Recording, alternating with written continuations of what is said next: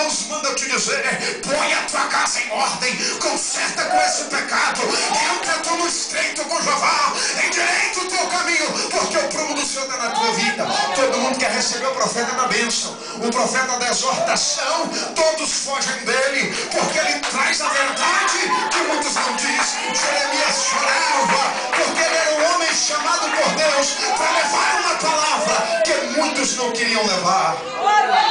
Escuta esta palavra. O rei naquela época se chamava Zedequias. O povo estava sendo confrontado. Jeremias, o profeta, disse a Deus, e ele chorou porque ele não queria aquela obra, porque era muito dura, mas ele aceitou. É assim com quem é chamado. Meu irmão, se você é chamado por Deus, seja para a obra de libertação, de exortação, trabalho missionário, pastor de igreja, você não vai conseguir resistir o chamado de Deus na tua vida, porque ele vai te levantar e vai te fazer deitar com esse chamado no teu coração.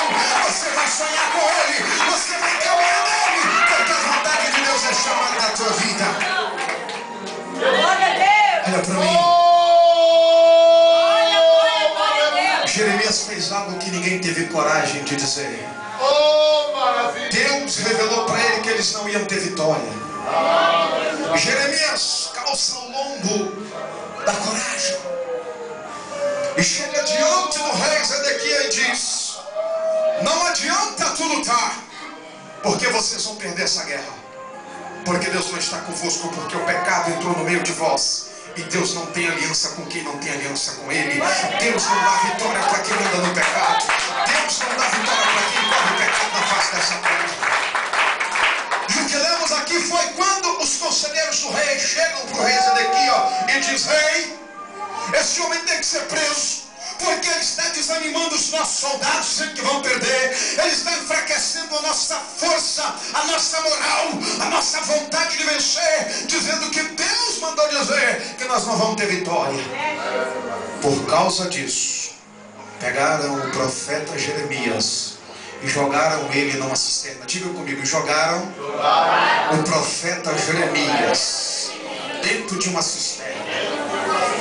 A cisterna que ele foi jogado é a cisterna de Melquias, o filho do rei, que havia cavado um poço perto da prisão, e essa cisterna deu água por um tempo, e ela se tornou uma cisterna estéril. O que é uma cisterna estéril, igreja? Tu sabe do que eu digo? É uma cisterna que foi cavada a muitos metros. Os estudiosos dizem que essa cisterna tinha mais de 30 metros de profundidade, mas ela parou de dar água com abundância. Então eles jogavam um balde, desciam aquela manivela com balde naquela cacimba, e quando tentava pegar aquela água, já não saía mais água, mais lama. Então os soldados daquela época começaram a jogar ali naquela cisterna para que morresse os piores marginais e ladrões, os piores contraventores da lei de Israel naquela época. Pegaram um homem de Deus que não mudou a sua pregação, mas levou a palavra que Deus mandou levar diante do rei e jogaram ele na cisterna. Olha para mim, talvez estão tentando te jogar a cisterna porque você não muda a tua pregação para agradar homem.